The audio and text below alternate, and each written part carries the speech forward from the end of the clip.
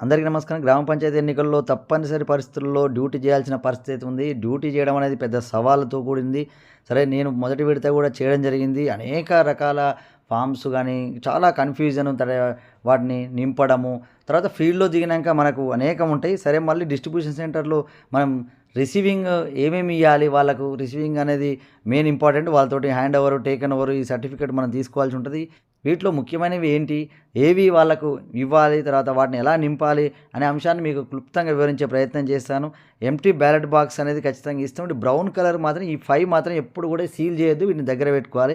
PO diary, ballot paper account, visit sheet, cover for paper seal account, cover for declaration by before and after. ఈ వార్డుకు, సర్పంచ్‌కు వేరు జరుగుతాయి కాబట్టి 2 మిగతాయి మాత్రం 1 విజిట్ షీట్ అయినా, cover for paper seal account అని ఇవన్నీ ఒకటి ఇవ్వాల్సి అయితే ఉంటుంది. తర్వాత గ్రీన్ కలర్ ఏమో మొత్తం లక్కతోటి సీల్ చేయాల్సిన అవసరం అయితే ఉంటుంది. ఇవి కూడా marked copy of electoral roll, unused ballot papers, tender అని ఇట్లా కొన్ని ఉంటాయి. ఇందులో 2, 3 మాత్రమే అవసరం ఉంటాయి. మిగతా అన్ని నిల్లు కూడా పెట్టొచ్చు. సరే వీటిని ఎలా నింపాలి ఈ ఫామ్స్ అనేది ఇంకా కొన్ని ముఖ్యమైన అంశాలను అయితే మీకు వివరిస్తాను. బ్యాలెట్ పేపర్ అకౌంటు ఇది ప్రతి ఏజెంట్ కూడా ఇవ్వాల్సిన అవసరం అయితే ఉంటుంది. అక్కడ ఎంతమంది ఏజెంట్స్‌ను మనం నియమించుకుంటామో పంచా, వార్డా. మామూలుగా సర్పంచ్‌కు వేరే నింపాలి. బ్యాలెట్ పేపర్ అకౌంట్ వార్డుకి వేరే నింపాలి. సర్పంచ్ ఇప్పుడు నెక్స్ట్ వార్డు, థర్డ్ వార్డు దాని డీటెయిల్స్ రాయాల్సి ఉంటుంది. ఇప్పుడు సర్పంచ్‌కి సంబంధించింది మనకి ఎందుకంటే బ్యాలెట్స్ వేరు సీరియల్ నెంబర్స్ వస్తాయి. వార్డ్ నెంబరు ఈ విధంగా మనమైతే గ్రామ పంచాయతీ పేరు రాయాలి. Polling station number, polling station పేరు మార్క్డ్ కాపీలో ఉంటుంది. అది మనం రాసుకుంటే సరిపోతుంది. ఇక్కడ చూడండి ఇవి వరుస సంఖ్యలు బ్యాలెట్ పేపరు సీరియల్ నెంబర్స్ ఉంటాయి. ఆ సీరియల్ నెంబర్స్‌ని ఇక్కడ రాయండి. వరుస సంఖ్యలు నుండి వరకు మొత్తం ఎన్ని ఇప్పుడు 250 ఇక్కడ ఇది ఒక మోడల్ వరకు మాత్రమే. ఇక్కడి నుంచి ఇక్కడ వరకు ఒక 25 మాత్రం సంతకంతో ఉన్నవి. అంటే ఈ వినియోగించని మళ్ళీ మొత్తం లాస్ట్ ఎండ్ ఆఫ్ ది పోల్‌లో మనం కొన్ని మిగులుతాయి. అవి ఇక్కడ మనం రాయాలి. అధికారి సంతకం లేనివి ఏమన్నా ఉన్నాయా? ఇక్కడ కూడా 25 సంతకం పెట్టకుండా కొన్ని వదిలిపెట్టినాం. కొన్ని ఆల్రెడీ సంతకం మనం ముందుగానే ఎక్కువ పెట్టుకున్నాం. అవి తర్వాత ఇక్కడ మొత్తం కలిపి ఇప్పుడైతే ఒక 50 మాత్రం మనకు మిగిలినాయి. ఇప్పుడు సంతకం ఉన్నవి, లేనివి కలిపి. అలాగే ఉపయోగించిన బ్యాలెట్ పేపర్ అన్నప్పుడు మొత్తం 250 మనకు రిసీవ్ చేసుకుంటే అందులో 50 మాత్రం ఇప్పుడు మిగిలినాయి కాబట్టి అవి 50 మైనస్ చేసేసి 200 ఇక్కడ రాయాలి. టెండరు కానీ లేకపోతే ఇతర కారణాల చేత కానీ ఇలాంటివి ఏవి రాను కాబట్టి నీళ్ళు రాసేసి టోటల్గా బ్యాలెట్ బాక్స్లో ఇంకా 200 అయితే ఉన్నాయి అనేది మనం ఇక్కడ రాసేసి ఇక్కడ ప్రతి ఏజెంట్కు మనం ప్రిసైడింగ్ అధికారి సంతకం పెట్టి ఈ బ్యాలెట్ పేపర్ అకౌంట్ అయితే అందరం ఇవ్వాల్సి ఉంటుంది. మరో ముఖ్యమైనది పీఓ డైరీ. ఇది కూడా బ్రౌన్ కలర్లో పెట్టి అక్కడ ఖచ్చితంగా ఓపెన్ చేసి మనం చూపించాల్సిన అవసరం అయితే ఉంటుంది. జస్ట్ గ్రామ పంచాయతీ పేరు, వార్డ్ నెంబరు, పోలింగ్ తేదీ, నెక్స్ట్ పోలింగ్ స్టేషన్ నెంబరు ఇవన్నీ కూడా మనకు వాళ్ళు ఇచ్చిన మార్క్డ్ కాపీలో డీటెయిల్స్ అయితే పోలింగ్ స్టేషన్ నెంబర్ కానీ తర్వాత ఈ అడ్రస్ అయితే ఉంటుంది. అది పోలింగ్ స్టేషన్ భవనము ఏంది అనేది ప్రభుత్వం పక్షాన ఇట్లా టిక్ కొడితే సరిపోతుంది. స్థానికంగా నియమించబడిన పోలింగ్ అధికారుల సంఖ్య ఎంత, లేకపోతే అక్కడ కాలం ఇస్తే కాలంలో కూడా రాయొచ్చు. అన్ని అంశాలు కూడా కొన్ని తెలిసినవి ఉంటాయి. పేపర్ సీల్స్ మనము ఏదైనా స్పాయిల్ అయితేమో స్పాయిల్, లేకపోతే ఒకటే వాడితే 1 లేదా 1+1 స్పాయిల్డ్ అని ఇక్కడ రాయడం జరిగింది. అంటే ఒక మోడల్గా వినియోగించిన పేపర్ సీల్లు సంఖ్య అంటే ఇక్కడ 2 పేపర్ సీల్స్ వాడడం జరిగింది. ఎక్కువ శాతం అయితే మనం ఒకటే పేపర్ సీల్ వాడతాం. ఆ పేపర్ సీల్ నెంబర్ వేస్తే సరిపోతుంది. పోలింగ్ ఏజెంట్ల సంఖ్య అప్పుడు ఎంతమందిని మనం ఏజెంట్లను పెట్టుకున్నాం అనేది మనం రాయాలి. ఇప్పుడు 4 పెట్టుకున్నారు, 2 లేటుగా వచ్చారు. పోలింగ్ మొత్తం ఏజెంట్ 4 కూర్చున్నారు. మార్కు చేయబడిన ఓటర్ల జాబితా ప్రకారం ఓటర్లకు జారీ చేయబడిన బ్యాలెట్ పేపర్లు మొత్తం 189 ఒక మోడల్గా. స్టేషన్ వద్ద వాస్తవంగా ఉపయోగించబడిన 190 అంటే ఒకటి క్యాన్సల్డ్ డ్యూ టు స్పాయిల్డ్. అది మామూలు బ్యాలెట్ ఇచ్చేటప్పుడు చినగడమా ఇంకేదో జరగడం వల్ల మొత్తం అయితే 190. యాక్చువల్గా అయితే బాక్స్లో వేసింది 189 అని మనం ఈ విధంగా క్లియర్గా అన్ని అంశాలు అయితే రాయాల్సి ఉంటుంది. నెక్స్ట్ ఇక్కడ ప్రిసైడింగ్ అధికారి సంతకం, ballot paper incharge or polling అధికారి సంతకం కూడా మనం తీసుకోవాలి. ఎవరైతే బ్యాలెట్ ఇచ్చారో ఓటు వేసిన ఓటర్ల సంఖ్య పురుషులు, మహిళలు మామూలుగా ఇది ఖచ్చితంగా ఎప్పటికప్పుడు మనం రాసుకుంటూ వెళ్ళాలి. అక్కడ పక్కపొంటి మనం బ్యాలెట్స్కు సరిపోల్చుతూ మనం రాయాల్సిన అవసరం అయితే ఉంటుంది. మహిళలకు మనం రెడ్ మార్క్ తోటి రౌండ్ అప్ చేస్తాం కాబట్టి వాటిని అప్పుడప్పుడు ఖాళీ సమయం దొరికినప్పుడల్లా లెక్క పెట్టుకొని ఇది మామూలుగా ఎవ్రీ 2 అవర్స్కు మనం కౌంట్ చేసుకున్న అంశాలని మనం ఇక్కడ రాయొచ్చు. అలాగే ఛాలెంజ్ ఇవన్నీ ఏముండవు. దాదాపుగా పీఓ డైరీలో ఇవన్నీ కూడా 0,0,0,0 ఉంటాయి. ఈ టెండర్ల శాతము, వయస్సు ధృవీకరణ ఇచ్చిన డిక్లేర్ ఓటర్లు ఏమైనా ఉంటే మనం రాయాలి. అలాగే దాదాపుగా ఇవి కూడా ఏమి ఉండవు. తర్వాత ఇది 7 to 9, 9 to 11, 11 to 1 ఇవి చూసుకోవాలి.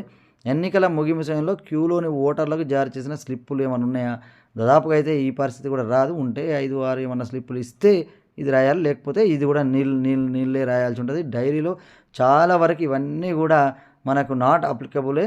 కాబట్టి ఇవన్నీ కూడా ఇది జరగలేదు అని రాయడం, ఇవన్నీ ఏదైనా ఇలాంటివి దాదాపుగా జరగవు. ఎక్కడో ఒక్కడ జరిగితే మాత్రం ఆ సంఘటనలు మనం డైరీలో మనం మెన్షన్ చేయాలి. ప్రదేశము, తేదీ రాసి ప్రిసైడింగ్ అధికారి సంతకం చేస్తే ఇది పీఓ డైరీ అయిపోతుంది. నెక్స్ట్ పేపర్ సీళ్ళ రికార్డు.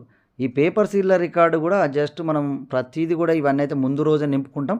సర్పంచు, వార్డు ఇవన్నీ కూడా నింపుకుంటాం. ఈ విధంగా నింపుకున్న తర్వాత ఇప్పుడు ఎన్ని వాడినాం పేపర్ సీల్స్, ఇప్పుడు 2 వాడితే 2 రాయాలి. యాక్చువల్గా ఇక్కడ కూడా ఒకటే పేపర్ సీల్ వాడతాము. ఏదైనా స్పాయిల్ అయితే మాత్రం 2వ పేపర్ సీలు వాడతాం. ఈ విధంగా పేపర్ సీల్ అకౌంట్ నింపాల్సి ఉంటుంది. జస్ట్ ఎక్కడి నుంచి ఎక్కడి వరకు మనకి ఇక్కడ ఈ 78, 79, 80 ఇక్కడ 3 పేపర్ సీళ్ళు ఇవ్వడం జరిగింది. ఆ 3 అని రాసి ఆ 3 నెంబర్స్, సీరియల్ నెంబర్స్ కూడా మనం రాయాల్సి ఉంటుంది. పేపర్ సీల్స్ వాడినవి 2 కాబట్టి ఆ 2 సీరియల్ నెంబర్స్.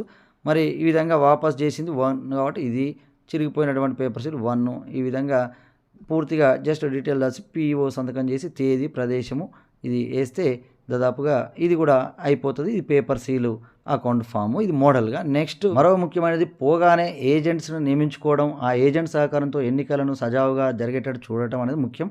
ఈ ఏజెంట్ పోగానే వాళ్ళు వస్తారు, మనం ఫామ్ ఇవ్వాలి.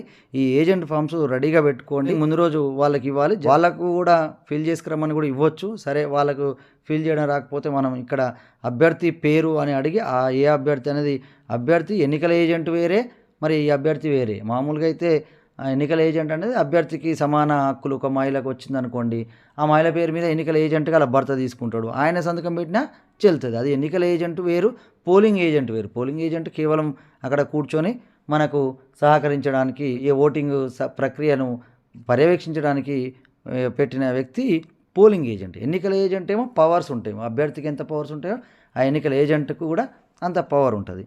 ఆ విధంగా ఆ అభ్యర్థి పేరు, ఎన్నికల ఏజెంట్ పేరు ఇక్కడ ఫస్ట్ కాలంలో రాయాలి. 2వ కాలంలో మాత్రం అభ్యర్థి పేరు కంపల్సరీ అభ్యర్థి పేరే రాయాలి. కాబట్టి దాదాపుగా ఎన్నికల ఏజెంట్ లేకపోతే ఇక్కడ అదే పేరు వస్తుంది, అక్కడ అదే పేరు వస్తుంది. నెక్స్ట్ ఏజెంట్గా శ్రీ అంటే ఇక్కడ ఎవరైతే పోలింగ్ ఏజెంట్ ఉంటో ఆ పోలింగ్ ఏజెంట్ పేరు రాయాలి, ఎన్నికల ఏజెంట్ పేరు కాదు. ఇక్కడ 3వ డాష్లో ఇక్కడ పోలింగ్ ఏజెంట్ పేరు అనే వ్యక్తిని అక్కడ పోలింగ్ స్టేషన్ పేరు రాసి నెంబర్ వేసి డేట్ వేయాలి. ఇక్కడ ఇది అభ్యర్థి సంతకం కానీ ఎన్నికల ఏజెంట్ సంతకం ఇక్కడ పెట్టించుకొని నెక్స్ట్ ఇక్కడ పోలింగ్ ఏజెంట్ సంతకం మనం పెట్టించుకొని ఇవి తీసుకోవాలి. ఇది మనకు సపరేట్ ఒక కవర్ ఉంటుంది, ఆ కవర్లో ఇవి కూడా వేయాల్సి అయితే ఉంటుంది. ఇక్కడ కూడా సంతకం పెట్టించుకోవాలి, ప్రిసైడింగ్ అధికారి సంతకం పెట్టాలి. ఇవి పోలింగ్ ఏజెంట్స్ ఎంతమంది వస్తే అంతమందిని మనం నియమించుకొని ఈ ఫామ్స్ అయితే ఇవ్వాల్సి అయితే ఉంటుంది. మరో ముఖ్యమైనది బ్రౌన్ కలర్లో మనం సబ్మిట్ చేయాల్సింది ప్రిసైడింగ్ అధికారి డిక్లరేషన్. ఇక్కడ కూడా పైన అయితే కామన్ డీటెయిల్సే ఉంటాయి. ఇక్కడ ఏజెంట్ల సంతకాలు మాత్రం ఈ తీసుకోవాల్సిన అవసరం ఉంటుంది. అభ్యర్థి పేరు రాయాలి, ఇక్కడ పోలింగ్ ఏజెంట్ల సంతకం తీసుకొని ఇది ఖచ్చితంగా వార్డుకు మరియు సర్పంచ్కు ఇలా 2 మనం ఈ నింపాల్సి అయితే ఉంటుంది. ఇది ప్రిసైడింగ్ అధికారి డిక్లరేషన్ అంటాం.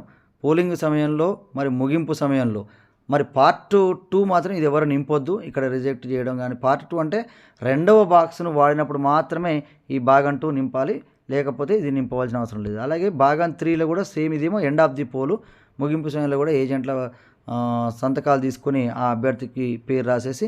ఈవో డిక్లరేషన్లో ఏముండదు, పోలింగ్ ముందు ఏజెంట్ల సంతకాలు తీసుకోవాలి, పోలింగ్ తర్వాత కూడా ఏజెంట్ల సంతకాలు తీసుకోవడమే ఈ పిఓ డిక్లరేషన్ అవుతుంది.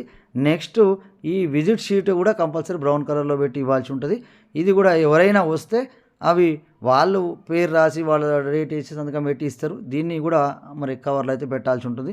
దీన్ని మనం పెద్దగా రాయాల్సింది అయితే ఏముండదు, వస్తే వాళ్ళ పేరు ఆ డీటెయిల్స్ వాళ్ళకే ఇస్తే వాళ్ళే రాసుకుంటారు, లేకపోతే మనం కూడా రాయొచ్చు డీటెయిల్స్, అంతే తప్ప అది ఏముండదు. నెక్స్ట్ ఎస్హెచ్ఓ ఫిర్యాదు లేఖ కానీ ఇవన్నీ కూడా వయసు నిర్ధారణ కానీ చాలా ఫామ్స్ అయితే కుప్పలు తెప్పలుగా ఉంటాయి. ఈ ఫామ్స్ను మీరు పక్కకు పెట్టుకొని ముందే వీటిని అన్నిటి కలిపి ఒక కట్ట పెట్టుకోండి. ఈ అవసరం లేని వాటిని అన్నింటిని ఒక దగ్గర పెట్టి ఛాలెంజ్డ్ ఓట్లు కానీ ఇవి రావు కాబట్టి ఒకవేళ వస్తే వాడిని తీయాలి తప్ప అప్పటి వరకు ఈ చాలా కవర్స్ కానీ ఇలాంటికి సంబంధించిన కవర్లన్నీ కూడా మీరు పక్కకు పెట్టుకోండి. దాదాపుగా ఏవైతే అవసరం ఉన్నాయో వాటిని మాత్రమే మన దగ్గర పెట్టుకోవాలి, మిగిలినవన్నీ కూడా ఒక సైడ్కి పెట్టుకోవడం ద్వారానే మనం విజయవంతంగా ఈ ఫామ్స్ నింపడం కానీ కవర్స్ కానీ ఈ చేయగలుగుతాం.